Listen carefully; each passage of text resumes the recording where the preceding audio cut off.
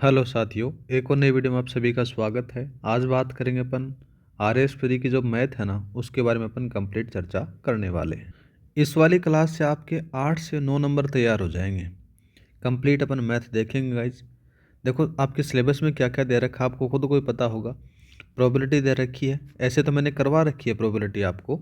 जिनको डिटेल से पढ़नी है वो डिटेल वाला वीडियो देख लेना। इस वाले वीडियो में अपन बात करेंगे जितनी भी आपकी मैथ है वो कंप्लीट रिवीजन देखने वाले हैं। साथ में ही क्रमचय संचय देखेंगे, समांतर माध्य, गुणोत्तर माध्य, माध्यिका, बहुलक देखेंगे, पाई चार्ट वाला देखेंगे, परिमाप और क्षेत्रफल वाला देखेंगे, SI CI, परसेंटेज, अनुपात, समानुपात और साझा के बारे में अपन देखने वाले हैं। जिन्होंने जो मैंने पहले मैथ करवाई थी ना, वो जिन्होंने वीडियो देखा है उनको तो आराम से समझ में आ जाएगा। ठीक है, सबसे पहले बात करते हैं गाइज प्रायिकता के बारे में। प्रायिकता से एक सवाल 100% आएगा आपके पास में, और प्रायिकता में दे रखी है आपके पास में सरल समस्याएं। बोले तो जो सिंपल चीज़ें हैं वो दे रखी हैं और वही चीज़ें आपसे पूछी जाएंगी, ज़्यादा हार्ड नहीं पूछी जाएगी। तो प्रायिकता के अंदर से आपके पास में कौन कौन सी कंडीशन हो सकती हैं, या तो सिक्के वाली कंडीशन मिलेगी, या फिर पासे वाली मिलेगी, या फिर बॉल वाली मिलेगी, काली पोली पीली वाली जो बॉल है वो वाली, या फिर ताश की वाली घटनाएं आपको देखने को मिलेंगी। प्रोबेबिलिटी के अंदर से आपको यही चीज़ें देखने को मिलेंगी। इन्हीं चीज़ों के अंदर से आपसे सवाल पूछा जाएगा, इससे ज़्यादा नहीं पूछा जाएगा, क्योंकि पहले एग्जामिनर ने यहाँ पर लिखा गया है। अब स्टार्ट करते हैं आगे प्रोबेबिलिटी के बारे में। तो जितने भी कॉन्सेप्ट होंगे उनके बारे में बात करेंगे। पहला यह है कि घटना घटित होने की प्रायिकता है, तो उसको अपन इस प्रकार से लिख सकते हैं। किस प्रकार से? यहाँ पर लिखा गया है A और A+B लिखा गया है। ये तो घटना घटित होने की प्रायिकता है। अगर पूछ लिया जाए घटना घटित नहीं होने की प्रायिकता है, तो आप इसको इस प्रकार से लिख सकते हो। अब इस पे किस प्रकार का सवाल आता है वो अपन चर्चा करेंगे। जैसे आपके पास में एक सवाल दे रखा है कि एक लॉटरी में 6 टिकट इनाम की हैं और 11 टिकटें खाली हैं, तो इनाम प्राप्त करने की प्रायिकता तथा इनाम न प्राप्त करने की प्रायिकता आपको बतानी है। ऐसे ही सवाल आपको प्रोबेबिलिटी के दर से देखने को मिलेंगे। तो यहाँ पर आपके पास में A की जो वैल्यू दे रखी है वो 6 है, और B की वैल्यू जो दे रखी है वो 11 है। फॉर्मूला आप जानते हो। सबसे पहले इसने पूछा है कि इनाम प्राप्त करने की प्रायिकता आपसे पूछी गई है। तो इनाम प्राप्त करने की प्रायिकता कौन सी आ जाती है? A आ जाती है, A/A+B आती है। तो यहाँ पर A और अपॉन आती है A+B आती है। तो इसमें से देखो ये आ गई, और 6/17 ये प्राप्त करने की आ गई। अगर आपसे पूछ लिया जाता है, यहाँ पर पूछा गया है कि इनाम न प्राप्त करने की प्रायिकता आपको बतानी है, तो इसके लिए आप क्या करोगे? इसका फॉर्मूला होता है B/का A+ का B दे रखा है, तो B की वैल्यू क्या है? B की वैल्यू आ जाती है 11, और यहाँ पर पुट रखोगे तो ये सारी की सारी वैल्यू रखने के बाद में 11/17 आपका आंसर आ जाएगा। ऐसे ही सवाल आपके आएंगे यहाँ पर। अब चलते हैं अपन आगे। तो यहाँ पर दे रखा है सैंपल स्पेस दे रखा है। सैंपल स्पेस में क्या होगा गाइज? इसको बोला जाता है प्रतिदर्शन समिष्टि, इसको हिंदी में कहा जाता है। बात की जाए कॉइन के बारे में, तो कॉइन में या तो हेड आएगा या फिर टेल आएगा। दूसरा बात करते हैं, जैसे एक थैले में 4 गेंदें हैं, ऐसा सवाल आपके पास में आएगा। अगर भिन्न भिन्न रंग की हैं, जैसे रेड हो गई, ब्लू हो गई, येलो हो गई, वाइट हो गई, यदि एक बार में 2 गेंदें निकाली जाती हैं तो प्रतिदर्श या फिर बोल सकते हो सैंपल क्या होगा? तो इसके अंदर से आप निकाल सकते हो। तो S= होगा आपके पास में, यहाँ पर आ जाता है RB, जैसे रेड ब्लैक हो गई, इस प्रकार से आप इसको निकाल सकते हो। ठीक है, आगे बात करते हैं। जैसे एक सवाल दे रखा है कि एक सिक्के को प्रक्षेपित करने पर प्रतिदर्श सम्मिष्ट बताओ। प्रतिदर्श सम्मिष्ट बोल सकता है, फिर सैंपल स्पेस बताओ। उसके बारे में तो याद रखना, जब एक सिक्के को उछाला जाता है तो 2 ही कंडीशन आती हैं, या तो हेड आएगा या टेल आएगा। तो वो दोनों कंडीशन आपके पास में यहाँ पर आपने बता रखी है। दूसरा बात करते हैं, यहाँ पर लिखा गया है कि एक पासे को प्रक्षेपित करने पर प्रतिदर्श सम्मिष्ट बताओ। बोले तो जो ये नाम जहाँ पर भी आएगा ना वो याद रखना। मैं बता रहा हूँ सैंपल स्पेस के बारे में मैं चर्चा कर रहा हूँ। ठीक है, तो पासे को उछाल रहे हो, तो पासे को उछालोगे तो आपके पास में पता है कि 6 उसके ऊपर डिजिट होती हैं, तो 6 कंडीशन आ जाती हैं। इस प्रकार से 1 से 6 तक आप नंबर बता सकते हो। आगे बात करते हैं। आगे एक और सवाल लिखा गया है, if a coin has been tossed 4 time, मतलब कि एक कॉइन है, उस कॉइन को आपने 4 बार टॉस किया, तो उसको प्रतिदर्शन सम्मिष्ट बताओ, या फिर बोल सकते हो सैंपल स्पेस बताओ। तो 2 की पावर 4 बता सकते हो, मतलब कि 16 टाइम आपको पास में आंसर आ जाएगा। आगे बात करते हैं गाइस। यहाँ पर देखो वैसा ही आ जाता है कि एक डाइस है, उस डाइस को आपने थ्रो किया तो उसको अंदर से उछालने के बाद में क्या होता है कि 2 बार उछाला जाता है। तो क्या यहाँ पर लिखा गया ट्वाइस, तो मतलब क्या 6 की स्क्वायर आ जाती है। एक में कितने नंबर आ रहे हैं, 6, 1 से 6 तक आ रहे हैं, तो 2 आ गए तो 36 आ जाएंगे टोटल। आगे बात करते हैं। एक सवाल दे रखा है कि माना कि संतरे की एक पेटी में 3 संतरे यादृच्छिक निकाले जाते हैं, मतलब कि 3 संतरे हैं उनको रैंडम निकाले जाते हैं। प्रत्येक संतरे की जांच करने पर हम खराब को डी तथा सही को एन से बताते हैं। तो इस परीक्षण में प्रतिदर्शन सम्मिष्ट ज्ञात करो। बोले तो सैंपल स्पेस बताना है। तो सीधी सी बात आ जाती है, सही को आपने क्या बताया, एन बताया, और खराब को आपने डी बताया। और एक साथ आप कितने में निकाल रहे हो, 3 निकाल रहे हो। तो देखो कितनी कितनी कंडीशन हो सकती हैं। सीधी सी बात आ जाती है, 2 चीज़ आ जाती हैं तो 2 की पावर आप क्या कर सकते हो, 3 कर सकते हो। तो टोटल आपके पास में 8 रिजल्ट आएंगे। कैसे आएंगे वो देखो, आपने निकाला 3 संतरे एक बार निकाले तो वो तीनों की तीनों क्या कहे, खराब आ गए।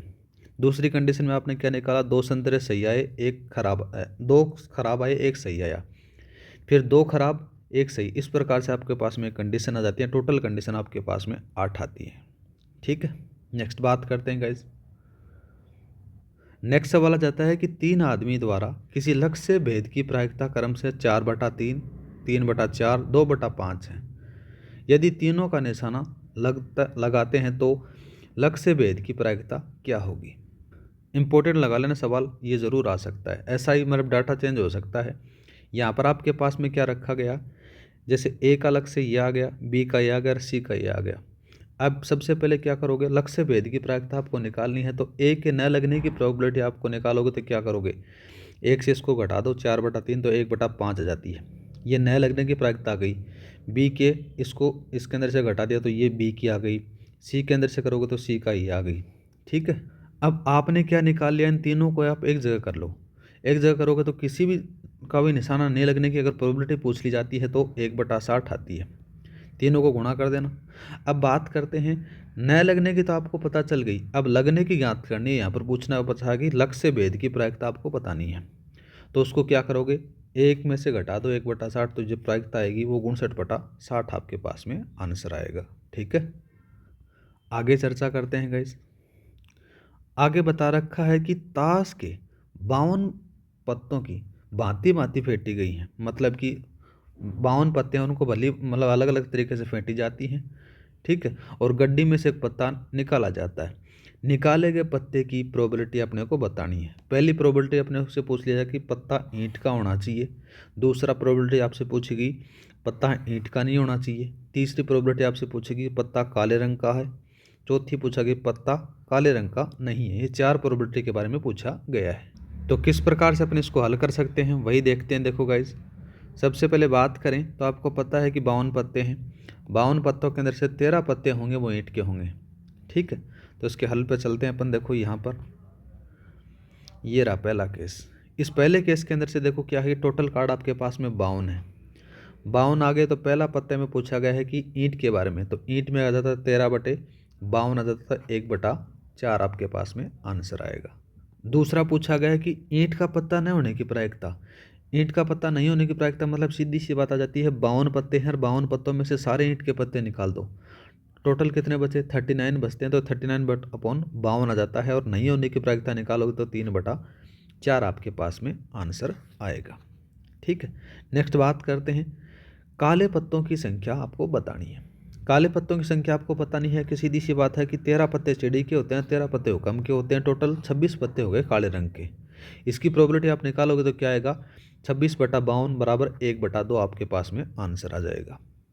आगे बात यहाँ पर बता रखी है कि अगले वाले क्वेश्चन में पूछा गया कि काले पत्ते नहीं होने की प्रायिकता। तो इसको क्या करोगे, 1 में से घटा देना, आपका आराम से आंसर आ जाएगा 1/2। इस प्रकार से आप हल कर सकते हो। और इसी के साथ में आपकी जो प्रोबेबिलिटी के जो क्वेश्चन हैं वो सारे यहाँ पर ख़त्म हो जाते हैं। अब चलते हैं अपन क्रमचय संचय के बारे में। इससे हार्ड सवाल नहीं आएगा, प्रोबेबिलिटी के अंदर से पहले ही याद रखना। ठीक है, तो क्रमचय संचय के बारे में बात करते हैं। ये रहा आपके पास में क्रमचय संचय। क्रमचय संचय के अंदर से बात करें तो क्रमचय के अंदर से क्या होता है कि जो क्रम होता है, जो सीक्वेंस होता है, उसको ध्यान में रखा जाता है। संचय के अंदर से ध्यान नहीं रखा जाता, जैसा ही चल रहा है उसको वैसा का वैसा रख दिया जाता है। ठीक है, सबसे पहले अपन इस फॉर्मूले के बारे में बात करते हैं। इस फॉर्मूले का होता है n p r equal to factorial n upon आ जाता है n minus r factorial r होता है। ठीक है, अगर एन वस्तुओं को एन बार लेते हैं तो यहाँ पर फैक्टोरियल एन का वैल्यू होती है। ठीक है, और फैक्टोरियल जीरो की वैल्यू हमेशा 1 होती है। अगर एग्जामिनर आपके पास में क्रमचय संचय का हार्ड से हार्ड क्वेश्चन बनाता है तो ये वाले फॉर्मूले आपको यूज करने पड़ेंगे, पर मेरे अकॉर्डिंग इतना हार्ड पेपर नहीं बनाएगा। फिर भी अपने को तैयार रहना चाहिए कि किस प्रकार से भी कैसा क्वेश्चन आ सकता है। यहाँ पर दे रखा है, देखो 10 पी आर इजिकल टू 50-40 दे रखा है, तो आर की वैल्यू इसने पूछी है, आर का मान आपको निकालना है। सेम ऐसी कंडीशन है, इस कंडीशन के अकॉर्डिंग आप क्या जानते हो, यहाँ पर इसको चेंज कर लो। चेंज करोगे तो क्या आएगा, फैक्टोरियल 10 आ जाता है, 10 माइनस आर फैक्टोरियल आर आ जाता है, और यहाँ पर आ जाता है 10 गुणा 504 आ जाता है। इन दोनों में कोई फ़र्क नहीं है, या तो आप ये लिख सकते हो 5040 लिख सकते हो, या फिर 10 गुणा 504 लिख सकते हो, कोई अंतर नहीं है, एक ही इसको आ जाता है। बाद में मैंने क्या किया, यहाँ पर वैसा का वैसा रखा, फैक्टोरियल 10 रख दिया, 10 माइनस आर फैक्टोरियल आर वैसा का वैसा रखा, 10 को मैंने ऐसा का ऐसा उतार लिया। 504 को मैं किस प्रकार से लिख रहा हूँ, 9 8 7 से लिख रहा हूँ, कोई फ़र्क नहीं हुआ, वैसा का वैसा। अगर 9 8 7 को आप मल्टीप्लाई करते हो ना गाइज, तो आपके पास में 504 ही वैल्यू आएगी। आगे मैंने क्या किया, दोनों के अंदर से इस ऊपर वाले में और नीचे वाले में फैक्टोरियल 6 से मल्टीप्लाई कर दिया। फैक्टोरियल से मतलब सीधी सी बात है, यहाँ पर ये कट जाता है, ये कट जाएगा तो कोई फ़र्क नहीं है, सेम ऊपर वाली कंडीशन आ जाएगी। लेकिन मैंने उन दोनों को ऊपर लिखने के लिए यहाँ पर लिख दिया गया। अब यहाँ पर क्या बचा, ये जो आपके पास में वैल्यू आई ना, ये फैक्टोरियल 10 की आ गई, और इधर फैक्टोरियल 10 पहले से ही है, तो फैक्टोरियल 10 और फैक्टोरियल 10 यहाँ से कट जाएगा। अपॉन में आपके पास में चल रहा है 10 माइनस आर फैक्टोरियल दे रखा है, और 6 फैक्टोरियल यहाँ पर दे रखा है। यहाँ पर आपके पास में ये आ गया, ऊपर वाला डेटा वो ख़त्म हो गया, 10 माइनस आर फैक्टोरियल 6 इस प्रकार से आपके पास में आ जाता है। और इसी के साथ में जैसे 10 माइनस आर दे रखा है, फैक्टोरियल से फैक्टोरियल यहाँ पर कट जाता है, तो आर इजिकल टू आपके पास में वैल्यू आ जाती है 4।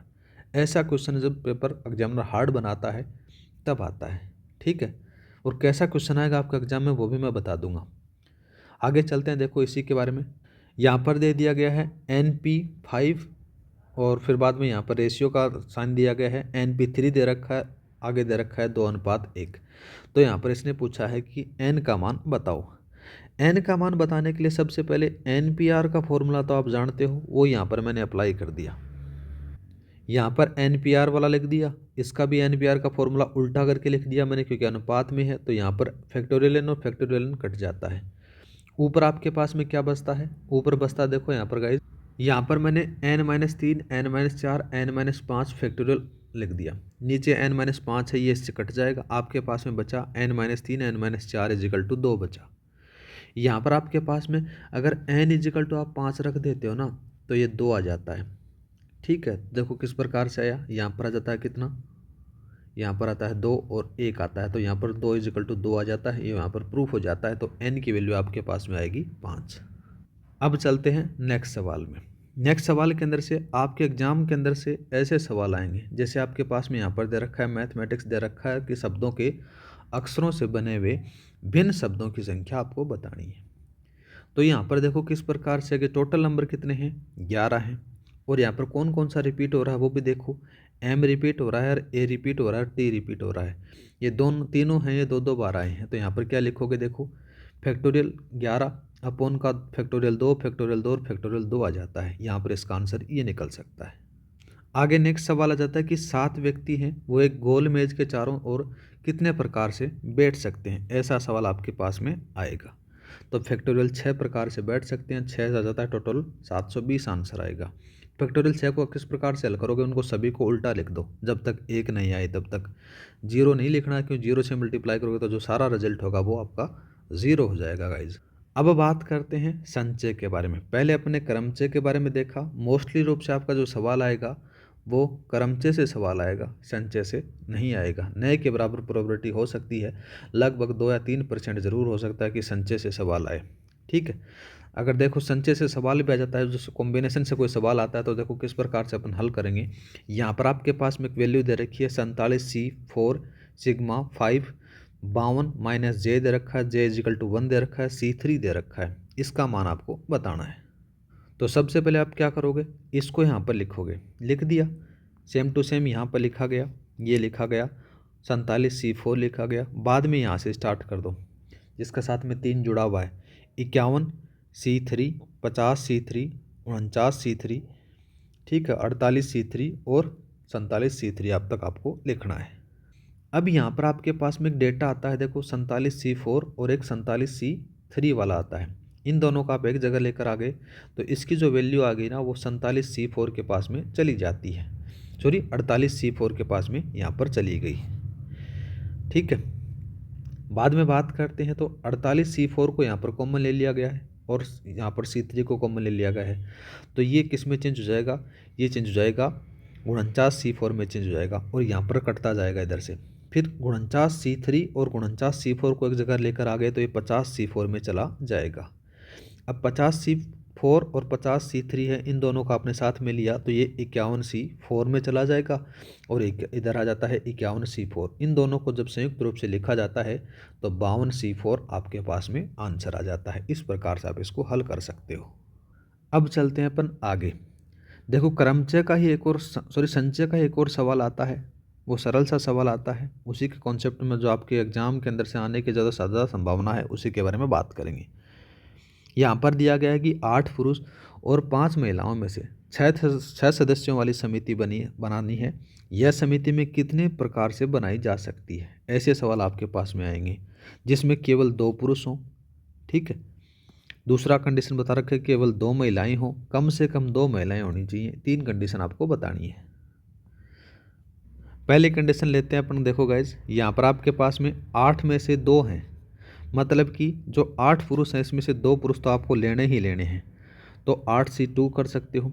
शेष बच गए 4, 6 की तो बनानी है ना, 6 की बनानी है। देखो 6 की बनानी है, जिसमें से पहले केस के अकॉर्डिंग बात करें तो 2 तो पुरुष लेने ही हैं, 4 महिलाएं आपको लेनी है। यहाँ पर इसकी आ जाती है, देखो इस प्रकार से अपन 8C2 को कर सकते हो। इधर आ जाती है 4 महिलाएं लेनी है, टोटल महिलाएं कितनी हैं, 5 हैं, और 5C4 आप इसको कर सकते हो।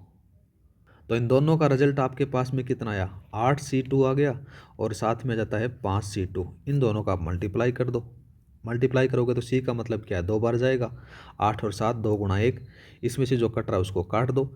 इसका जाता है टोटल 28 और इसका जाता है 5, क्योंकि सारा कट जाता है, तो ये जाता है 140 आपके पास में आ जाती है।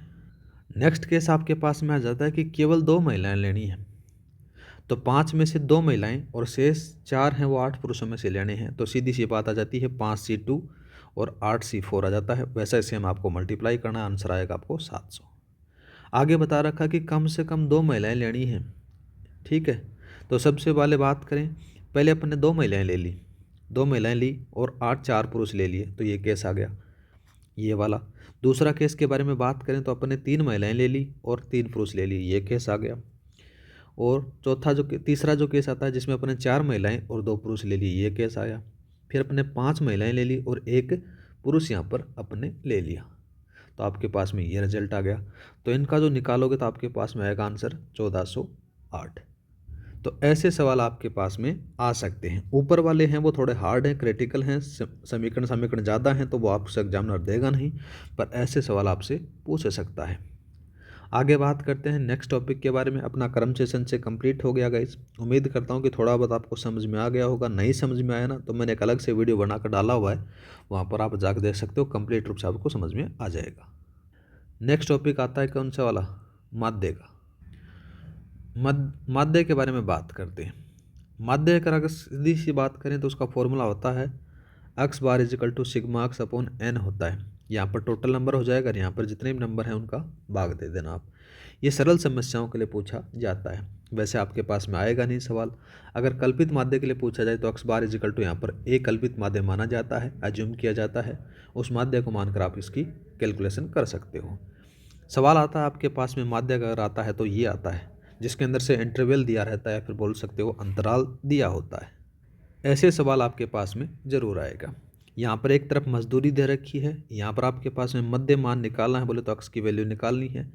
साथ में यहाँ पर दिया गया है मजदूरों की संख्या, फिर बोल सकते हो फ्रीक्वेंसी, ठीक है, आवृत्ति बोल सकते हो, एफ बोल सकते हो। यहाँ पर आपको एफ एक्स निकालना है। सबसे पहले बात करें तो मध्य मान निकालना, तो मध्य मान निकालने के लिए क्या करोगे, यहाँ से इन दोनों को जोड़ दो, 0 प्लस का 10 अपॉन का 2 कर दो तो ये 5 आ जाएगा। इधर करोगे 10 प्लस 20 आ जाता है, तो यहाँ पर कितना आएगा 15। इधर करोगे 20 प्लस 30 का तो कितना आएगा, यहाँ पर आएगा 25 का। इधर 30 प्लस 40 का करोगे तो कितना आएगा, 35 आएगा। इधर करोगे तो 40 प्लस 50 का आ जाता है, अपॉन का 45 आ जाता है, ठीक है। यहाँ पर आपके पास में अक्स की वैल्यू हो गई और एफ की होगी। एफ एक्स आप आराम से निकाल सकते हो, 5 गुना 8 40 आ गया, ठीक है। दूसरा करते हैं, 15 12 को मल्टीप्लाई कर दोगे तो 180 आता है। इधर 35 2 को गुणा करते हो, 20 को गुणा करते हो तो 500 आता है, 25 20 को, 35 6 को मल्टीप्लाई करते हो तो 210 आता है। इधर 45 और 4 को मल्टीप्लाई करते हो तो 180 आपके पास में निकल कर आ जाता है। यहाँ पर लिखा गया है कि जैसे 8 12 20 6 4 को आप जोड़ते हो तो आपके पास में वैल्यू आती है 50 की। कितनी आती है, 50 की आती है। इधर सिग्मा एफ एक्स की जो वैल्यू ऐड करोगे तो लगभग आ जाती है 1100, 1110 आएगी। और 1110 में आपको 50 का भाग देना है। यहाँ पर लो 1110 किसका भाग दोगे, 50 का भाग दोगे तो आपके पास में जो आंसर आएगा वो 22.2 आएगा, ठीक। इस प्रकार से आप कर सकते हो, ऐसा ही सवाल आपके पास में आएगा एग्जाम में। नेक्स्ट बात करते हैं गाइस। नेक्स्ट देखो किस प्रकार से लिखा रखा है, भारित समांतर माध्य के बारे में पूछा गया है। वैसे समांतर माध्य बात करें तो 2 प्रकार का होता है, आपने देखा कौन कौन सा होता है। एक तो सरल समांतर माध्य होता है, एक दूसरा हो जाता है भारित समांतर माध्य जिसको बोला जाता है वेटेज समांतर माध्य जिसको कहा जाता है, अर्थमेटिक मीन इसको कहा जाता है, ठीक है। भारित समांतर माध्य के बारे में बात करते हैं। भारित समांतर माध्य की गणना करने के लिए आपको करना क्या पड़ेगा, देखो गाइस, यहाँ पर एक दे रखा है समूह है और इधर इंडेक्स नंबर दे रखा है, इधर बार दे रखा है। सबसे पहले यहाँ पर किस प्रकार से आ जाता है, ये W है, ये अक्स इन दोनों का मल्टीप्लाई करोगे तो यहाँ पर आ जाता है गाइस, इधर आएगा 875, इन दोनों का मल्टीप्लाई करोगे तो आ जाता है 650, इधर दोनों का मल्टीप्लाई करोगे तो 560 और आगे वाले का मल्टीप्लाई करोगे तो 170 आ जाता है। इधर मल्टीप्लाई करोगे तो 554 आ जाता है, 540 आ जाता है, सॉरी, ठीक है। अब इनको अपन ऐड करते हैं, W को, सिग्मा W को अपन ऐड करोगे तो आप लगभग आ जाता है 5 4 7 3 और 1 लगभग 20 आएगा, ठीक है। आपके पास में इधर बात करते हैं WX, तो सिग्मा WX की जो वैल्यू आएगी वो आएगी 2795। कितनी आएगी, 2795 आएगी। इसके अंदर से आपको भाग दे देना है, कितने का देना है, 20 का भाग देना, तो आपके पास में आंसर कितना आएगा, 139.75 आपके पास में आंसर आ जाएगा। इस प्रकार से आप इसकी कैलकुलेशन कर सकते हो। वैसे मैं आपको PDF फाइल प्रोवाइड करा दूंगा जिससे आप एक बार थोड़ा सा समरी रूप में देख सकते हो, ठीक है। अब चलते हैं अपन, दूसरा दे रखा है गुणोत्तर माध्य के बारे में। गुणोत्तर माध्य के बारे में बात कर देंगे गाइज। देखो गुणोत्तर माध्य के बारे में बात करें तो जैसे AB दे रखा है, AB का गुणोत्तर माध्य निकालना है तो रूट AB निकाल सकते हो। अगर 3 का बारे में पूछा गया है तो 3AB आ जाता है, ABC आ जाता है।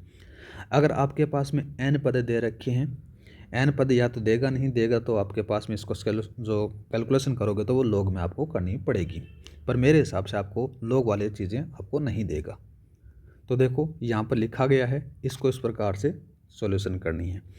अगर एक कुछ कंडीशन होती हैं, अगर जैसे गुणोत्तर माध्य है, गुणोत्तर माध्य में अगर कहीं भी जीरो नहीं होना चाहिए, जीरो हो जाएगा तो जो सारा रिजल्ट है वो जीरो हो जाएगा। दूसरा बात करें तो कोई भी पद आपका नकारात्मक नहीं होगा, बोले तो नेगेटिव नहीं होगा, नेगेटिव होगा तो सारी की सारी जो वैल्यू है नेगेटिव में चली जाएगी। गुणोत्तर माध्य नकारात्मक नहीं होता है। दूसरा मैंने यहाँ पर लिखा है, यदि 3 पदों से ज़्यादा अगर कुछ होता है तो एंटी लॉग के मान निकाल सकते हैं, जैसे इस प्रकार से अपन फॉर्मूला जाता है, ठीक है। तो आप यहाँ पर वैल्यू रखकर आप आराम से इसका सॉल्यूशन कर सकते हो। आगे बात करते हैं, पर ये यहाँ पर आपका आएगा नहीं, ऊपर वाले ही आएंगे अगर गुणोत्तर माध्य के अंदर से पूछा जाता है तो। आगे बात करते हैं हरात्मक माध्य के बारे में। हरात्मक माध्य कुछ नहीं होता गाइज, जो समांतर माध्य होता है ना उसी का रेसिप्रोकल होता है, बोले तो व्युत्क्रम होता है या फिर बोल सकते हो समांतर माध्य का उल्टा होता है। देखो यहाँ पर लिखा गया है n इजिकल टू आ जाता है 1/x1, 1/x2, 1/x3 आ जाता है, रक्षण आ जाता है। ये फॉर्मूला आप हरात्मक माध्य के लिए यूज़ कर सकते हो। ठीक है, जब अपन बात करें समांतर माध्य के लिए क्या था, ये चीज़ें थी, आप ऊपर रखते थे n नीचे रखते थे, उसमें समांतर माध्य आ जाता था। तो गाइज ये था आपका समांतर माध्य या फिर माध्य बोल सकते हो, उसमें बारे में अपने देख लिया। अब चलते हैं माध्यिका के बारे में।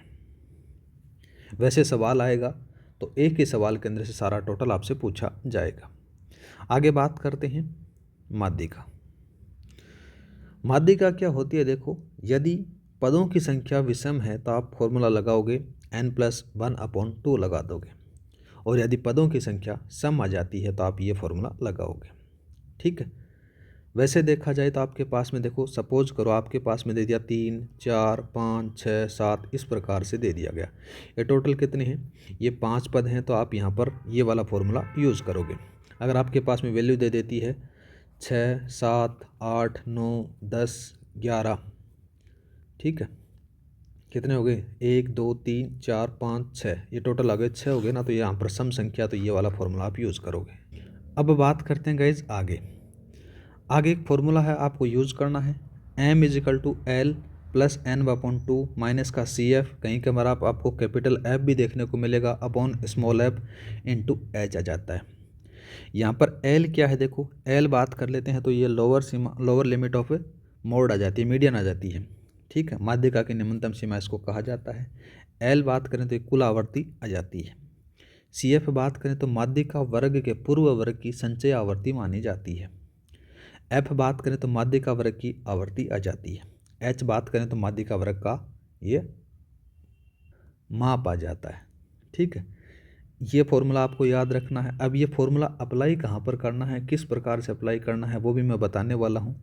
देखो ये जो सूत्र है ना, ये फॉर्मूला वहाँ पर यूज़ करता है जहाँ पर आपके पास में इंटरवल दिया रहता है, वहीं पर आपको यूज करना है। अगर नॉर्मल पूछा जाए तो आप उसको आराम से हल कर सकते हो। इंटरवल देखो किस प्रकार से दे रखा है, आपके पास में एक ये क्वेश्चन आता है, जैसे ऐसा क्वेश्चन दे रखा है, यहाँ पर आपके पास में एक तरफ से इंटरवल दे रखा है, बोले तो अंतराल दे रखा है, आगे दे रखी है फ्रीक्वेंसी दे रखी है, यहाँ पर आपको एफ निकालना है, CF निकालना है। देखो सीधी सी बात है, CF किस प्रकार से निकालोगे, आवर्ती है, उस आवर्ती का पहले वाला जो नंबर है उसको एज इट इज़ यहाँ पर रख देना है। अब इसके अंदर से क्या करोगे, ये 3 में 5 जोड़ दोगे तो यहाँ पर आ जाएगा, ये कितना आ गया, 8 आ गया। फिर 8 में 5 और जोड़ोगे तो 8 और जोड़ोगे तो कितना आएगा, ये 16 आ जाएगा। ठीक है, इस 16 में 5 और जोड़ोगे तो ये 21 आ जाएगा। इस 21 में 3 और जोड़ोगे तो ये 24 आ जाएगा। ठीक है, अब बात करते हैं, आपको जो आवर्ती दे रखी है उन सभी को आपने ऐड किया तो आपके पास में टोटल नंबर आया 24। 24 को आपने क्या किया, डिवाइड कर दिया। डिवाइड किया तो आपके पास में 12 आया, लेकिन 12 आपके पास में CF में कहीं पर नहीं दे रखा, लेकिन अपन चलते हैं इसके नियरेस्ट वैल्यू के पास में, तो उसकी वैल्यू हो गई 16। तो ये आ गया आपके पास में 16 के जस्ट सामने वाले जो आवर्ती है वो आ जाती है स्मॉल f। ठीक है, इधर बात करें तो आपके पास में ये आ जाता है, इसका स्मॉल l आ जाता है, और इधर बात करें तो ये आ जाता है CF। कहीं कहीं यहाँ पर आपने देखने को मिलेगा कैपिटल F भी इसको यूज कर सकते हो। तो आपके पास में H पता चल गया। H कौन सा आएगा, देखो H इनका दोनों का अंतराल आ जाएगा, इन दोनों का। ठीक है, तो चलो अपन यहाँ पर वैल्यू रखते हैं। L की वैल्यू 20 आई, क्योंकि वो ऊपर निम्नतम वैल्यू आपने बताई, N 24 आपने निकाला, स्मॉल f की वैल्यू और कैपिटल F की वैल्यू आप आराम से निकाल चुके हो। H की वैल्यू आपको पता ही है यहाँ पर, तो इस फॉर्मूले में आप जैसे ही वैल्यू पुट करोगे आपका आंसर यहाँ पर निकल जाएगा। जैसे ही आपने यहाँ पर वैल्यू पुट की तो आपका आंसर आ जाता है 25। लेकिन आपके पास में जो कंपटीशन एग्ज़ाम है, ठीक है, टाइम आपके पास में कम रहेगा, तो आपको एक शॉर्ट तरीका मैं बताता हूँ जिससे आप आराम से उसको हल कर सकते हो। आपको करना क्या है, देखो आपको n तो निकालना ही निकालना है। n का आपने हाफ किया, और हाफ करने के बाद में कुछ नहीं करना, ये CF आप इसको छोड़ दो। जो इसका अंतराल है ना, इस अंतराल को दोनों को जोड़ देना और 2 का भाग देना, आपका आराम से उसकी माध्यिका आराम निकल जाएगी। ठीक है, जैसे इस प्रकार से यहाँ पर 20 और 30 दोनों को जोड़ा, 25 आंसर आ जाता है। ये जो ट्रिक है वो मोस्टली हर जगह यूज हो जाता है, मोस्टली हर जगह यहाँ पर यूज हो जाएगी। ठीक है, आप इसको कर सकते हो। आगे चलते हैं अपन नेक्स्ट। माध्यिका के बारे में जितने भी कॉन्सेप्ट थे वो अपने सारे देख लिए। अब चलते हैं बहुलक की तरफ। बहुलक के बारे में बात करें तो सबसे पहले बात होती है सरल समस्या में। अगर सरल समस्या में आपको बहुलक ज्ञात करना होता है तो सबसे पहले छोटे से बड़े की तरफ आप जो डेटा दे रखा है उसको जमाना है, और जो सबसे ज़्यादा बार आ रहा है वही बहुलक हो जाता है। जैसे आपके पास में एक सवाल दे रखा है, इस डेटा का आपको बहुलक ज्ञात करना है। पहले आप क्या करोगे, इसको छोटे से बड़े की तरफ से इसको जमा देना। बाद में आपको देखना है कि सबसे ज़्यादा जो पुनरावृत्ति हो रही है, जो सबसे ज़्यादा जिसका रिपीटेशन हो रहा है वही आपका बहुलक आ जाता है। ठीक, तो इसमें 7 सबसे ज़्यादा आ रहा है तो 7 इसका बहुलक हो जाएगा।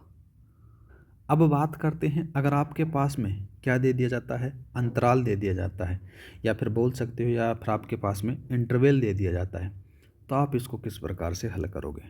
तो इंटरवल के लिए आपके पास में एक फॉर्मूला यूज़ करना पड़ेगा, Z=L1 plus F1 minus F0 upon का 2F1 minus F0 minus F2 into H देना है। ठीक है, तो यहाँ पर F क्या है, F2 क्या है, वो सारी चीज़ मैं बताने वाला हूँ।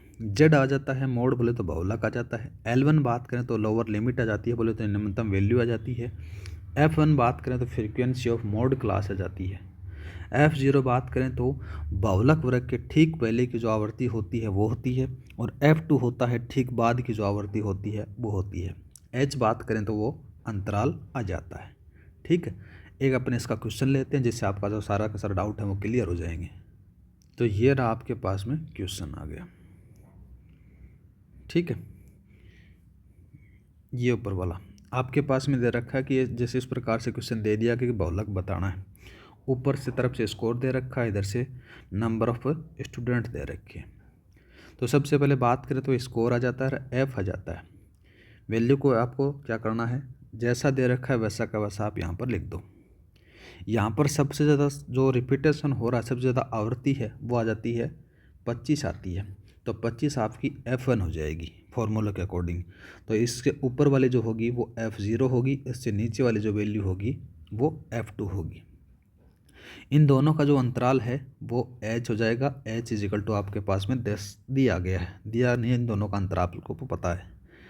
L इसकी जो न्यूनतम सीमा होती है वो L1 हो जाएगी।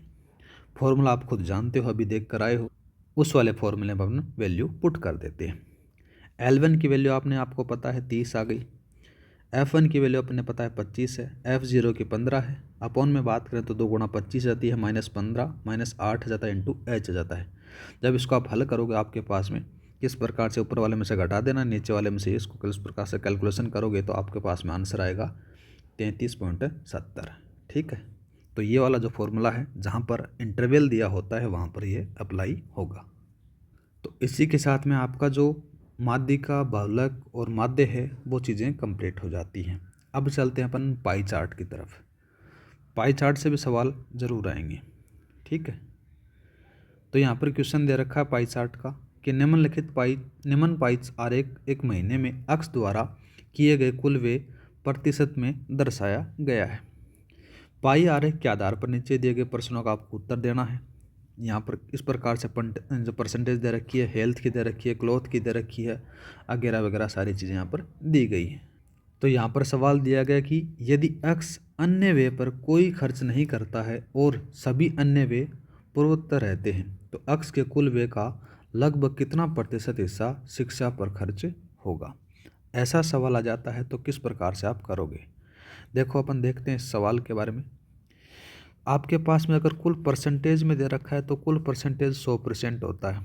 कितना होता है, 100% होता है। और बात करें अदर जो खर्च हैं उसके तो 25% हैं। कितने हैं, 25%। यहाँ पर एग्जामिनर बोल रहा है कि कोई भी अन्य व्यय पूर्वोत्तर रहते हैं, मतलब कि अन्य व्यय वो नहीं करता है। तो जब परसेंटेज निकलेगा वो 75% के ऊपर निकलेगा। कितना बचा आपके पास में, कुल खर्च आ जाता है 75% आता है। ठीक है, अब क्या करोगे, इसने बोला है आगे देखो कि शिक्षा का खर्चा बताना है। एजुकेशन का खर्चा आपके पास में 37.50 डाटा दे रखा है।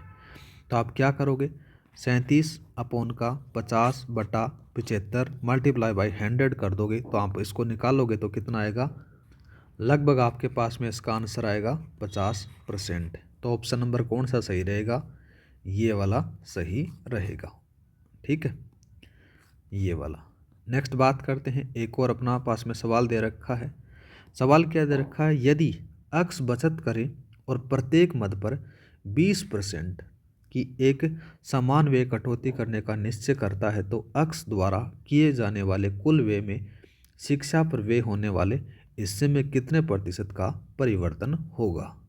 तो इस क्वेश्चन को किस प्रकार से करेंगे, आपको पता है कि कुल व्यय है ना, कुल व्यय वो कितना है, 100% है। कितना है गाइज, 100% आ जाता है। शिक्षा का आपको भी पता है, अभी अपन निकाल कर आए थे, कितना था, 37.5% था, जो इस डाटा टेबल में आपको दिखा रखा है। 37.50% यहाँ पर दे रखा है। आगे बंदा बोल रहा है कि हर मद के ऊपर, मतलब कि प्रत्येक मद पर वो 20% की कटौती करता है, तो क्या होगा, जो टोटल होगा वो 80% आपके पास में बचेगा। ठीक है, अब क्या करता है कि 20% की कटौती अगर वो शिक्षा में व्यय कर देता है तो 37.50 तो था ही आपके पास में, तो 80 का 100 वैल्यू यहाँ पर पुट कर देना। ठीक है, 100 वैल्यू जैसे ही पुट करोगे तो यहाँ से इसको 0 से 0 कट जाएगा। ठीक है, ये 0 यहाँ से कट जाएगा तो टोटल आपके पास में आएगा 30% आएगा। अब बात करते हैं तो कटौती के बाद में कुल शिक्षा का जो व्यय है वो कितना परसेंट रहता है, तो 30/80 रहता है, मल्टीप्लाई बाई 100 आ जाता है। तो आपके पास में जो आंसर आएगा वो 37.5% आएगा। अगर 37.5% पहले भी इतना ही था, अभी भी इतना ही है, तो कितना परसेंट परिवर्तन आया, 0% परिवर्तन आपके पास में आ जाता है। ठीक है, उम्मीद करता हूँ कि इतना आपको समझ में आ गया होगा। अब चलते हैं अपन नेक्स्ट टाइप की तरफ से। पाई चार्ट का एक सवाल आता है, ये ग्राफ वाला जाता है। एक ग्राफ दे रखा है, आपके पास में इसको अवलोकन करना है और बताना है। पहला सवाल क्या दे रखा है कि 2003 में कंपनी से निकाले गए कर्मचारियों की संख्या और 2001 में पदोन्नत किए गए या फिर प्रमोटेड किए गए कर्मचारियों की संख्या में अंतर आपको बताना है।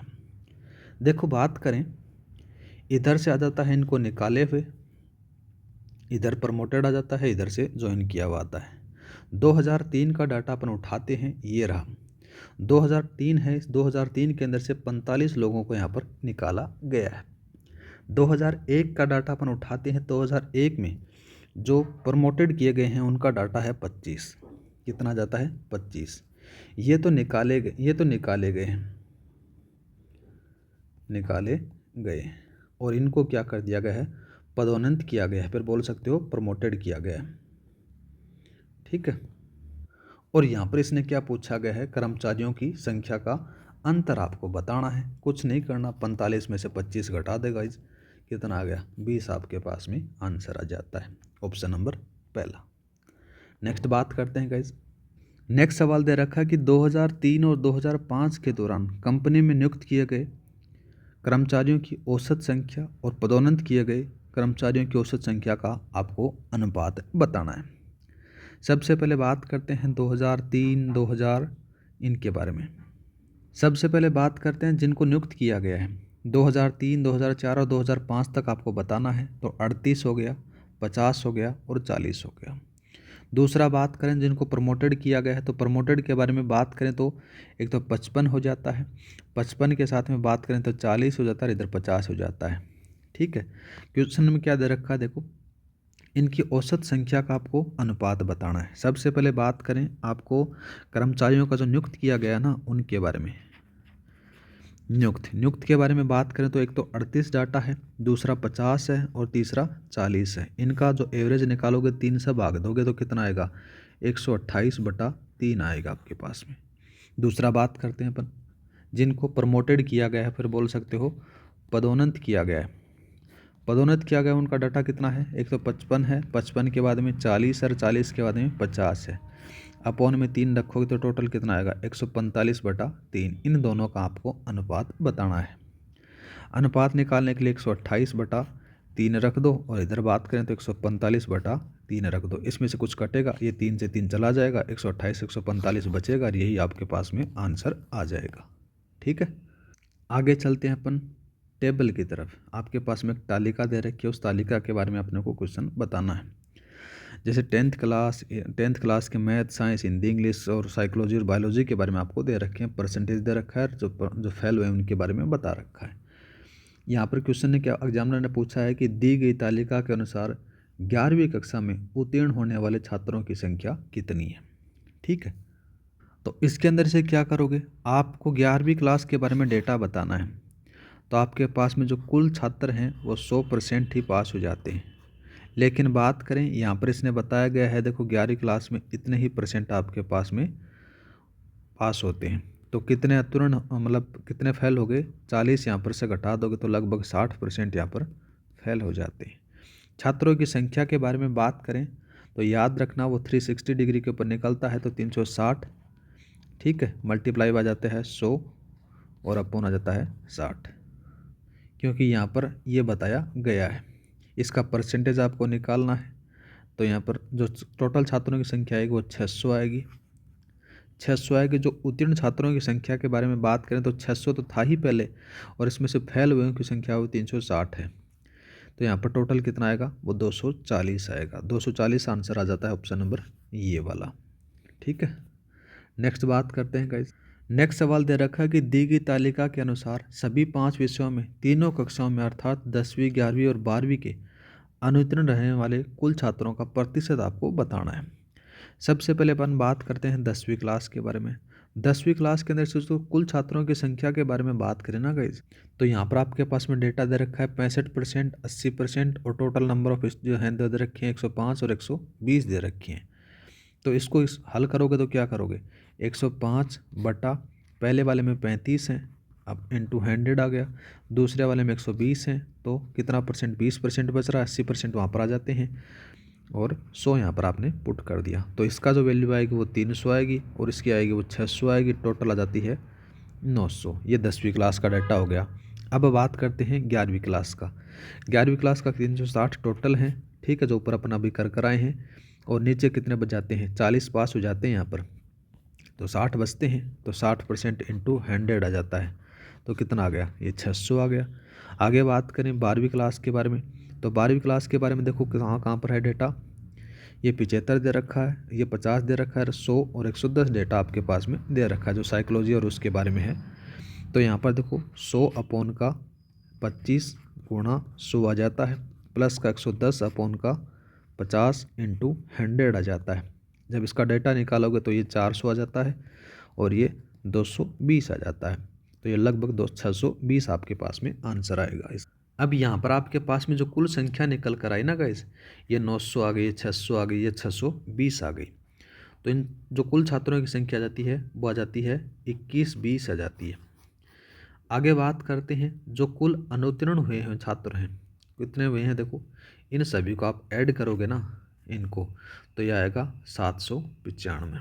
कितना आएगा, 795। तो 795 यहाँ पर पुट कर दो, तो 795 अपॉन का 2120 तो था ही पहले, और 100 से मल्टीप्लाई करो तो यहाँ पर आएगा 37.5%। कितना आएगा, 37.5%। तो ऑप्शन नंबर कौन सा, बी वाला सही रहेगा।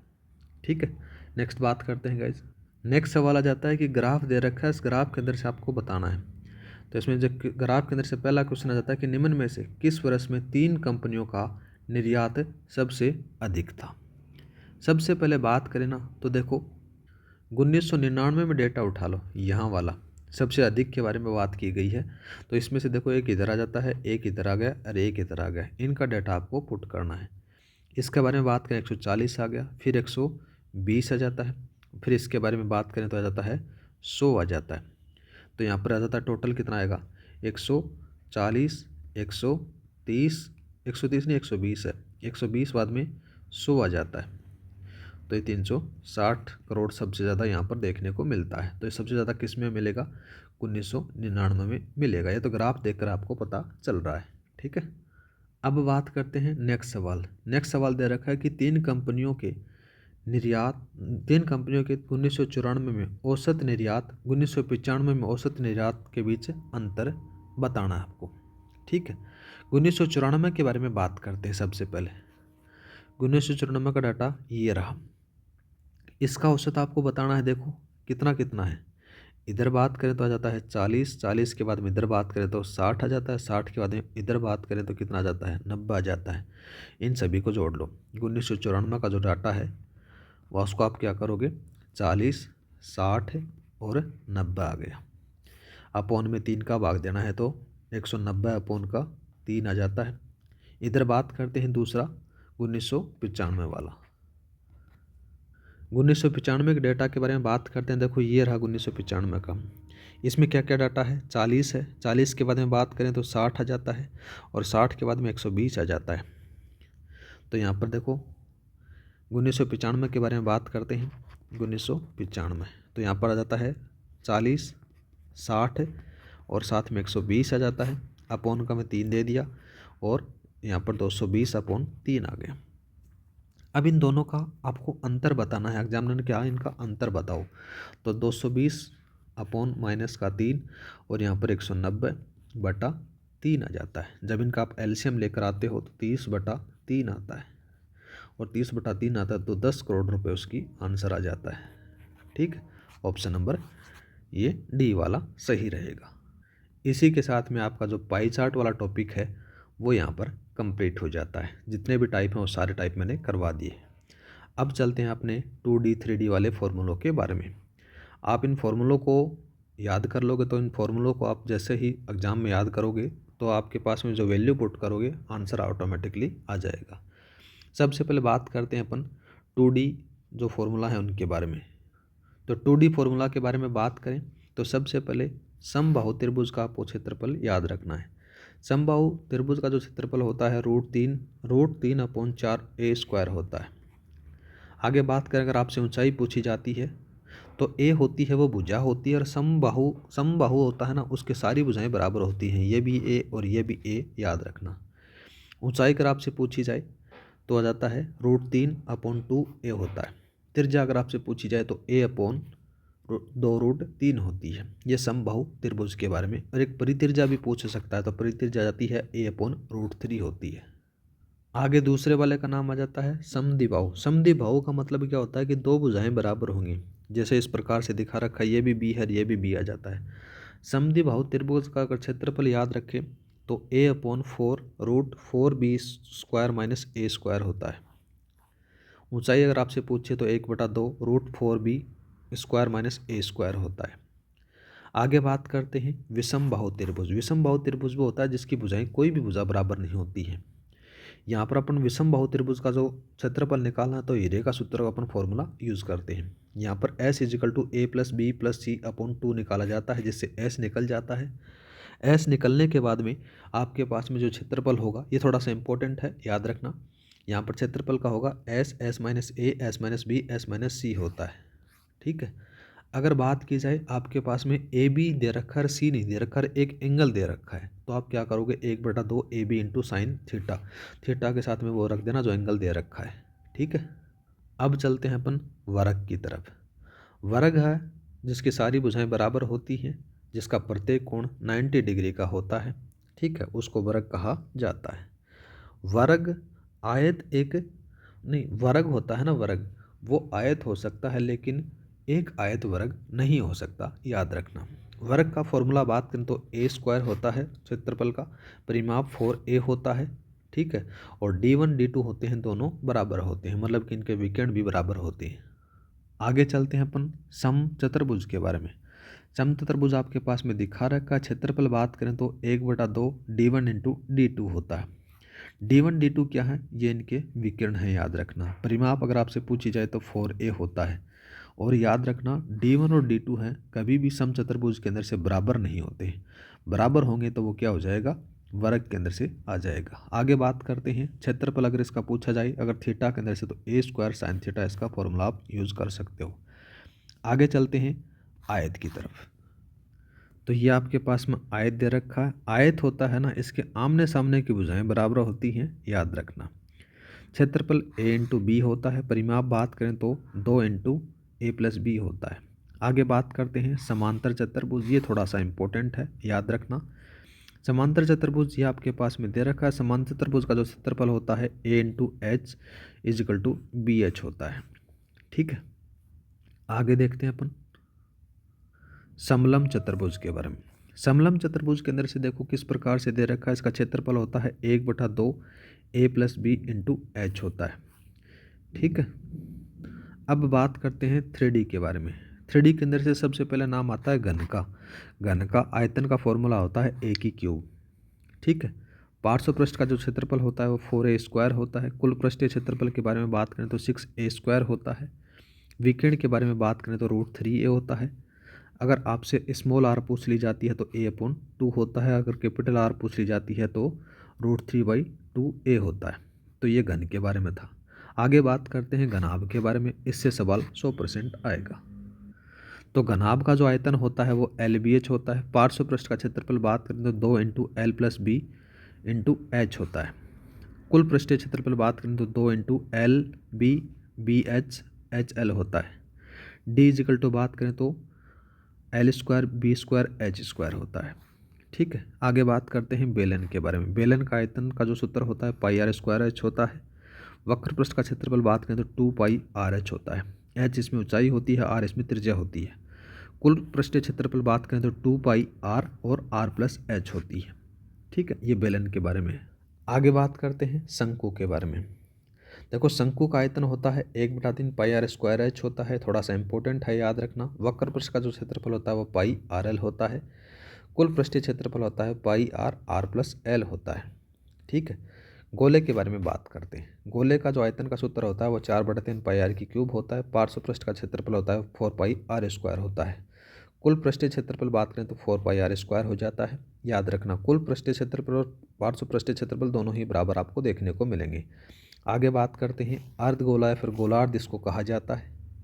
आयतन उसका आधा हो जाएगा गोले का, 2/3 πr³ हो गया। पार्श्व पृष्ठ का क्षेत्रफल 2πr² हो जाता है और कुल पृष्ठीय क्षेत्रफल आ जाता है वो 3πr² इसमें देखने को मिलेगा, क्योंकि इसमें इस वाला एरिया भी ऐड हो जाता है, इसीलिए इसका 1 बढ़ जाता है यहाँ पर। अब बात करते हैं गाइस, एक और आपका नया टॉपिक है जिसका नाम है SI और CI। वैसे देखा जाए तो SI CI के अंदर से आपका CI वाला सवाल आएगा, बोले तो कंपाउंड इंटरेस्ट या फिर चक्रवर्ती ब्याज वाले सवाल इसके अंदर से आता है। देखो किस प्रकार से अपन हल कर सकते हैं, कैसा कैसा क्वेश्चन आता है। बेसिक क्वेश्चन अपन देखने वाले हैं जो आपके एग्जाम में आएंगे। यहाँ पर आपके पास में प्रिंसिपल पूछा गया है। T आपके पास में दे दिया गया 3 वर्ष। ठीक है। रेट आपके पास में मैंने रख दिया यहाँ पर 10% रख दी गई। C आपके पास में CI दे दिया गया कितना, 6,620 रुपये यहाँ पर मैंने रख दिया गया। प्रिंसिपल की वैल्यू अगर आपसे पूछी जाती है तो आप किस प्रकार से करोगे। देखो, इसको 2 प्रकार के तरीके होते हैं। 3% दे रखे हैं, 10% है। ठीक है। जैसे R बराबर 1 अपन एक तरीका देखते हैं। R बराबर 1/10 आप मान सकते हो। ठीक है। तो यहाँ पर 3 बरस है तो 10 10 10 रख दिया। अब यहाँ पर कितना हो जाएगा, ये 11 हो जाएगा। 11 11 और 11। अब यहाँ पर इन तीनों का क्यूब करना है। 10 का क्यूब करोगे तो 1000 हो जाएगा। इस 11 का क्यूब करोगे तो 13 31 हो जाएगा। इन दोनों में जो डिफरेंस आया वो कितना आया, वो 331 का आया। ठीक है। और 331 है वो यूनिट किसके बराबर है, वो याद रखना 6,220 के बराबर है। अगर 1 यूनिट का अगर आप निकालोगे तो कितना आएगा, वो 20 आ जाएगा। क्योंकि 1 यूनिट का किस प्रकार से निकालोगे, 6,620 के अंदर से 331 का भाग दे दोगे तो ये आ जाएगा। ठीक है। अब जो 20 आ गया ना, वो इससे मल्टीप्लाई कर दो। 1000 से मल्टीप्लाई करोगे 20 से तो कितना आ जाता है, 20,000 आपके पास में आंसर आ जाएगा। ठीक है। एक तो ये तरीका होता है। दूसरा तरीका बात करते हैं अपन। दूसरा तरीका ये होता है, जैसे आपके पास में R दे रखी है और R है 1/10। ठीक है। और T है आपके पास में 3 वर्ष दे रखा है। मूलधन आप इसको 3 वर्ष है ना, तो 3 यहाँ पर इसको निकाल लो, इसका क्यूब कर दो तो कितना आएगा, 1000 आ गया। 1000 भाई साहब को यहाँ पर बैठा दो। ठीक है। यहाँ पर 3 वर्ष है तो 3 लाइन खींच दो। 1/10 यहाँ पर हो जाएगा, 1/10 यहाँ पर हो जाएगा, 1/10 यहाँ पर हो जाएगा। यहाँ पर जब इसका भाग दोगे तो आपके पास में कितना बचेगा, 100 इधर बच जाएगा, 100 इधर बच जाएगा और 100 इधर बच जाएगा। ये तो CI की वैल्यू, SI की वैल्यू यहाँ पर आ जाती है। ठीक है। 3 वर्ष है, ये तो पहले वर्ष का आ गया। अब दूसरे वर्ष का निकालना है। ठीक है। दूसरे वर्ष का 1/10, 1/10 इधर आ जाता है और एक और इधर होता है 1/10 का। तो इन सभी के अंदर से 1/10 1/10 का भाग दोगे तो यहाँ पर 10 आएगा, यहाँ पर 10 आएगा और यहाँ पर 10 आएगा। ठीक है। 1 वर्ष और निकालना है आपको तो इधर निकाल लो, 1/10 इसमें भाग दोगे तो 1 आ जाएगा। तो टोटल आपके पास में जो बचता है ना, यहाँ पर जो आपका SI आएगा वो और एक CI आएगा। CI वाला ये हो जाता है, कितना आ गया, 300 आ जाता है। ठीक है। और इसी के साथ में अगर आपने निकाला SI तो यहाँ पर 10 ये जुड़ जाएगा, 10 ये और 1 ये जुड़ जाएगा, तो लगभग आएगा 331 आ जाएगा। ठीक है। अब क्या करना है, 331 इजिकल टू आपके पास में कितना दे रखा है, यहाँ पर दे रखा है 6,620 रुपये दे रखा है। जब मैं 1 के बराबर निकालूंगा तो इसमें भाग दे दूंगा किसका, 331 का, तो मेरे पास में जो वैल्यू आएगी वो 20 आ जाएगी। ऊपर वाला मैंने यहाँ पर कितना माना था, प्रिंसिपल 1000 माना था, तो इसको मल्टीप्लाई कर दो, कितने से, 1000 से मल्टीप्लाई करो तो 20,000 आपके पास में आंसर आ जाएगा। इस प्रकार से आप कर सकते हो। अब बात करते हैं जो आप एग्जाम में हल कर सकते हो, आपके पास में एग्जामिनर सवाल देगा वैसा बात करते हैं। देखो इम्पोर्टेंट सवाल है, ऐसा ही आपके पास में इसने मूलधन पूछ लिया गया, मूलधन पूछ रहा है, टाइम आपके पास में दे दिया गया 3 वर्ष। ठीक है। और आर बात करें तो मैंने 15% यहाँ पर आर की वैल्यू रख दी गई। CI माइनस SI की जो वैल्यू रख दी गई यहाँ पर 1701 रुपये। ऐसा ही सवाल आपके पास में एग्जाम में आएगा, 100% लिख लेना। SI CI का अंतर आपके पास में डिफरेंस देगा, या तो रेट पूछ लेगा या टाइम पूछ लेगा, फिर मूलधन पूछ लेगा। अपन मूलधन मानकर इसको गणना कर रहे हैं। आर को पकड़ना है, आर 15% है, 15% है, इस परसेंटेज को अपन हटाएंगे तो 15/100 कर देंगे, इसको जब काटोगे तो 3/20 आपके पास में आंसर आ जाएगा। यहाँ पर 3/20 जैसे ही रखा आपने, समय 3 वर्ष है, तो नीचे वाला जो 20 है इसका क्यूब कर दो आप, क्यूब करोगे तो आपके पास में 8000 आ जाएगा। 8000 आ गया, यहाँ पर यह आपका 8000 आया, तो 3 लाइन है, 3 वर्ष खींच देना है। तो यहाँ पर आपके पास में जो 3/20 था ना, यहाँ पर कितना था, 3/20 जो निकाला था आपने, इसको यहाँ से मल्टीप्लाई कर दो हर को, 3/20 3/20 आ जाता है। जब इसको काटते हो तो जब 3/20 को यहाँ पर काटोगे तो 1200 रुपये यहाँ पर आएगा, 1200 यहाँ पर आएगा और 1200 यहाँ पर आएगा। 1200 आ गया। फिर ये तो प्रथम वर्ष का हो गया, या फिर बोल सकते हो ये सिंपल इंटरेस्ट हो गया। अब अपने को कंपाउंड इंटरेस्ट की तरफ रुख करना है, एक इधर और एक इधर कर दो। इसका 3/20, इसका 3/20, इसका 3/20 आ जाता है। 3/20 जब इसको काटते हो तो ये आ जाता है 180, ये भी 180, ये भी 180 आ जाता है। अब ये दूसरे वर्ष का जाता है। तीसरे वर्ष के बारे में बात करें ना गाइस, तो यहाँ पर कितना आ जाता है, एक लाइन और नीचे खींच दो 3/20 के साथ में, तो ये आ जाता है लगभग 27 आता है। यहाँ पर आपके पास में 120, 180, 180, 180 और 27, ये आपका पास में किसका आ गया, कंपाउंड इंटरेस्ट आ गया। यहाँ पर अपन बात करते हैं, देखो SI कितना आया, 3600 आया। ठीक है। CI बात करें तो कितना जाता है, 4167 रुपये आ जाता है, क्योंकि इसमें 180, 180, 180 और 27 आपके पास में ऐड हो जाते हैं। अब देखो इन दोनों का जो डिफरेंस आपके पास में क्या निकल कर आया, तो यहाँ पर जो दोनों का जो डिफरेंस है, इनको इसको जोड़ लो, इसको जोड़ लो, इसको जोड़ लो और इसको जोड़ लो, यहाँ पर आ गया 567।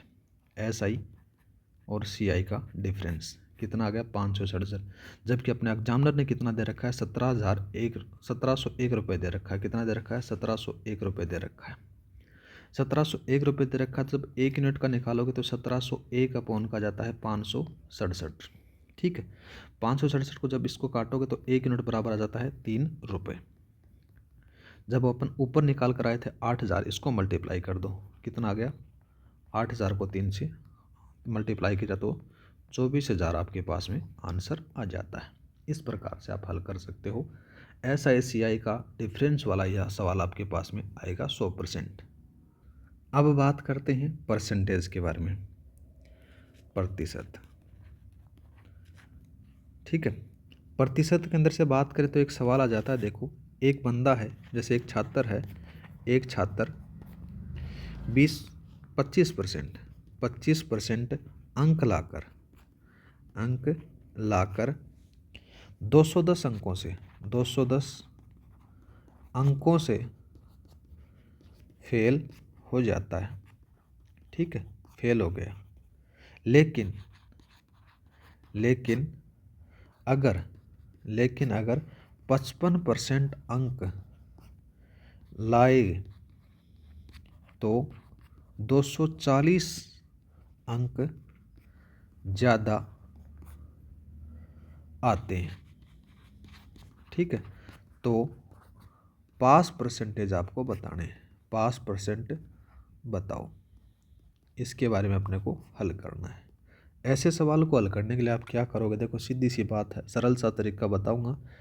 ज़्यादा अपने पास में इतना टाइम है नहीं कि आपको मैं परसेंटेज पूरा पढ़ा सकूं, लेकिन जो मेन जो सवाल हैं कि जिस प्रकार से बनते हैं वो अपन चर्चा कर लेंगे। जैसे सपोज करो आपके पास में कुल अंक मान लिए अक्स, ठीक है, अक्स मान लिया आपने। अब क्या होता है, बंदे के पास में 25% अंक आते हैं। 25% अंक आए तो वो फेल हो जाता है कितने अंकों से, 210 अंकों से फेल हो जाता। तो इसमें अगर 210 अंक आते तो वो बंदा पास हो जाता, ठीक है। उधर बात करते हैं, एक तरफ आता है, अगर वो उसके पास में 55% आते हैं तो उसके पास में ज़्यादा हो जाता है। तो ज़्यादा को आप घटा दो, यहाँ पर कितना आ गया, 240 आ गया। और ये अक्स इसके साथ में ही चलता रहेगा, याद रखना, ठीक है। कुल अंकों का 50% 25% लाता है उस हिसाब से। अब बात करते हैं देखो आगे, और जब इसको आप सोल्व करते हो ना तो यहाँ पर अक्स की वैल्यू आ जाती है 1500। कितनी आती है, 1500 आपके पास में वैल्यू आ जाती है। अब बात करते हैं अगर उसको पास परसेंटेज के लिए कितने अंक लाने चाहिए और कितने परसेंट लाने चाहिए वो देखते हैं। अगर पास के बारे में बात करें तो उसको पास के लिए कितने नंबर चाहिए, तो देखो 25 तो था ही, 25 बटा टोटल अंकों का कितना था, 1500 आ जाता है यहाँ पर। और साथ में बात करें तो वो 210 और ऐड कर लेना, जिसको कम पढ़ रहे थे यहाँ पर।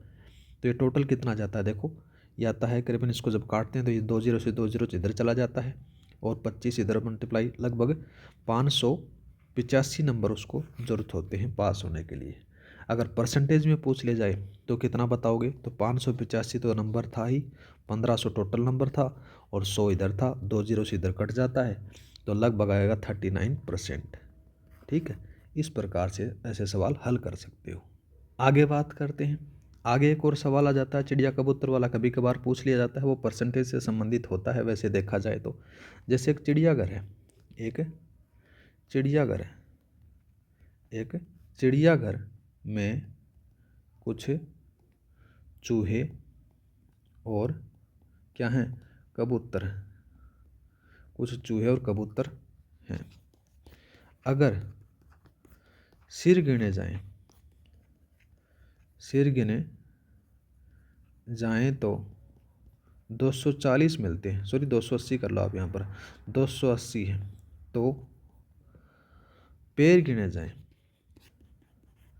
पैर गिने जाएं तो कितने हैं, 820 हैं। कबूतरों की संख्या बतानी है, ठीक है, कबूतरों की संख्या बताओ, संख्या बताओ। अगर ऐसा सवाल आता तो किस प्रकार से करोगे, देखो सबसे पहले बात करें ना गाइज, तो आपको पता है टोटल जो इनके सर हैं वो 280 दे रखे हैं, मतलब कि 280 जानवर हैं, जिसमें चूहे भी हैं और कबूतर भी हैं। कबूतर के कितने पैर होते हैं, 2 होते हैं, तो दो पर वाले यहाँ पर कबूतर कर दो, ठीक है। और इधर बात करते हैं चूहों की तरफ, ये चूहे आ गए। चूहों के बारे में बात करें तो देखो 2 पैर और प्लस का 2 पैर उसके होते हैं, चूहों के होते हैं, मतलब कि 4 पैर चूहों के होते हैं। यहाँ पर अपन बात कर लेते हैं कबूतरों के बारे में, तो 2 पैरों वालों के बारे में बात करें तो 2 गुणा 280 आ जाता है, तो कितना आ गया, 560 पैर आ गए, 560 पैर। 560 पैर तो हैं वो कबूतरों के बच गए। टोटल हैं वो कितने हैं, वो 820 पैर हैं। 820 में से आप एक काम करो, 560 घटा दो, 560 घटा दोगे तो आपके पास में बचेंगे 260 बचेंगे, और 260 हैं वो चूहों के पैर आएंगे, ये चूहों के बचेंगे, ठीक है। चूहों के बचेंगे तो 260 को आप क्या करोगे, 260 अपॉन का 2 कर देना, और यहाँ पर 130 तो चूहे आ जाएंगे। कितने आ गए, 130 चूहे आ गए। टोटल कितने हैं, 280 हैं। 280 में से 130 निकाल दो तो कबूतरों की संख्या पूछी है तो 150 आपके पास में कबूतर आ जाएंगे, ठीक है। इस प्रकार से सवाल आप हल कर सकते हो। एक अपन नेक्स्ट सवाल बात करते हैं, देखो गाइज यहाँ पर अपन बात करेंगे किसके बारे में, अपन बात करेंगे जैसे एक चुनाव है, उस चुनाव के अंदर से जो उम्मीदवार खड़े होते हैं उससे भी कभी कभार एक सवाल पूछ लिया जाता है। जैसे एक चुनाव में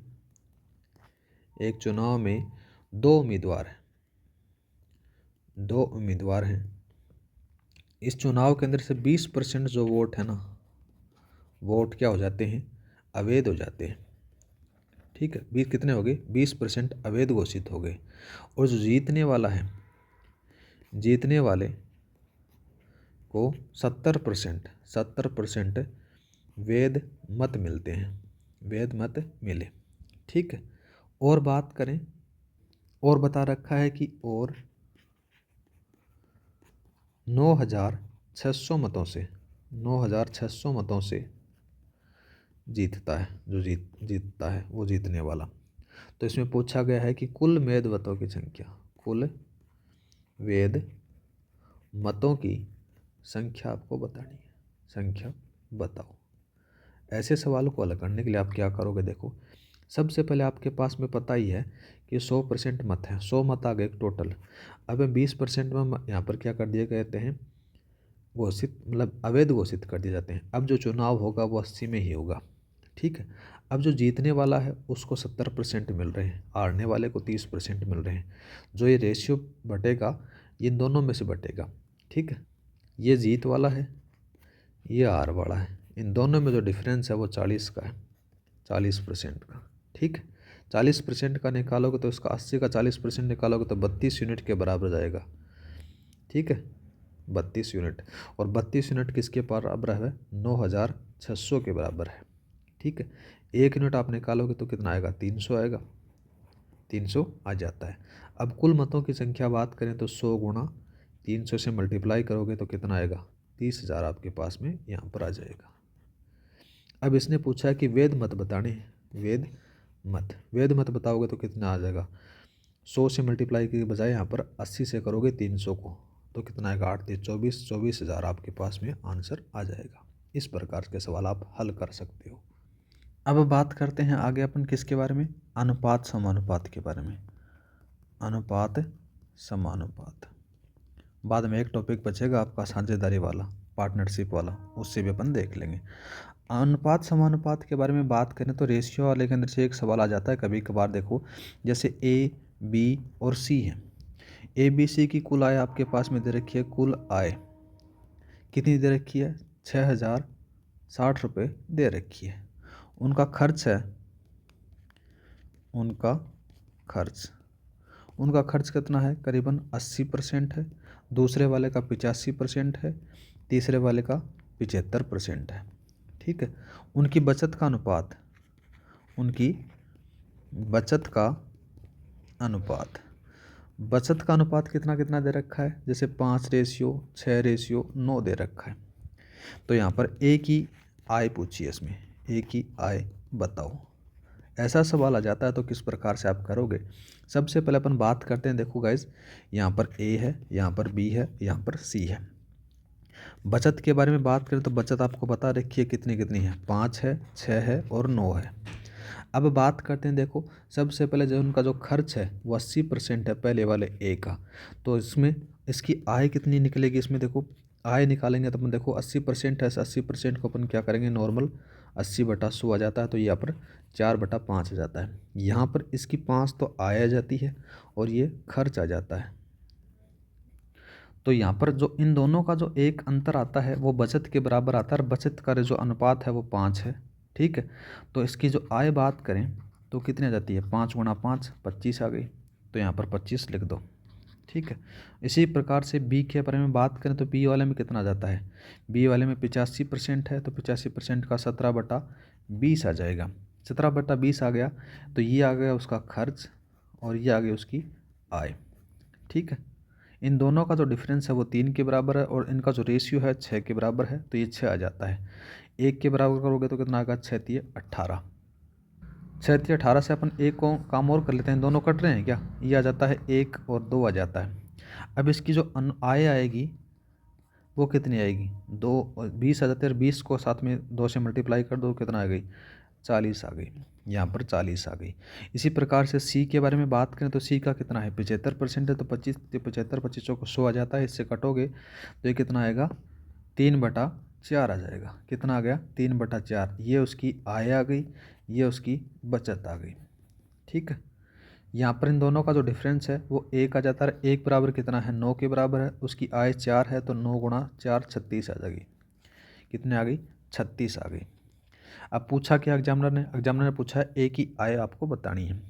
सबसे पहले एक काम करो, यहाँ पर जो टोटल दे रखी है, टोटल आय उनकी जो ए बी सी की कुल आय है 6,060 रुपये दे रखी है।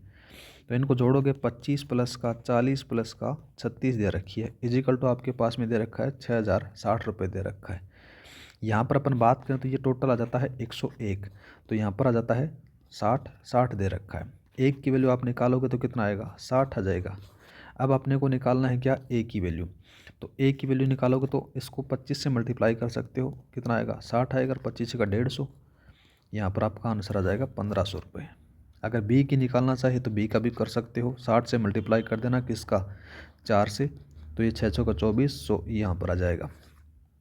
इसी प्रकार से डी कौन सा है यहाँ पर, सी की निकालो कितना आएगा, तो सी की निकालोगे ना तो सी के साथ में आ जाता है गैस, यहाँ पर कितना था 36 था, तो 36 को 60 से मल्टीप्लाई करोगे तो आ जाएगा आपका 2160 आ जाएगा। जब इन तीनों को जोड़ोगे तो आप ए का, बी का, सी का, तो आपके पास में 60 आंसर आ जाएगा।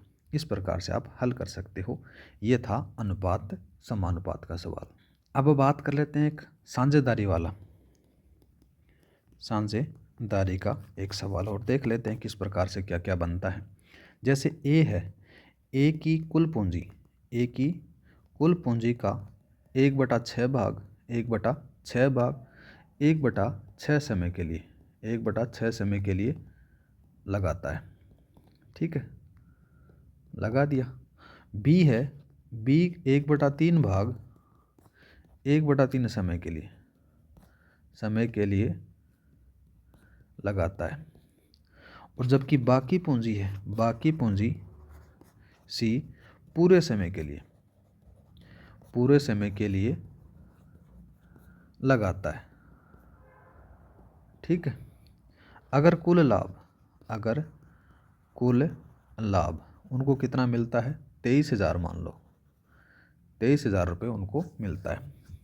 तो बी का परसेंटेज बताना, बी का लाभ बताना है, बी का लाभ बताओ, कितना बताओगे। देखो ऐसे सवालों को हल करने के लिए आपको करना क्या पड़ेगा, जैसे कुल पूंजी आ गई, कुल पूंजी कितनी आ गई, 6 आ जाती है। ए आ गया, बी आ गया और सी आ गया।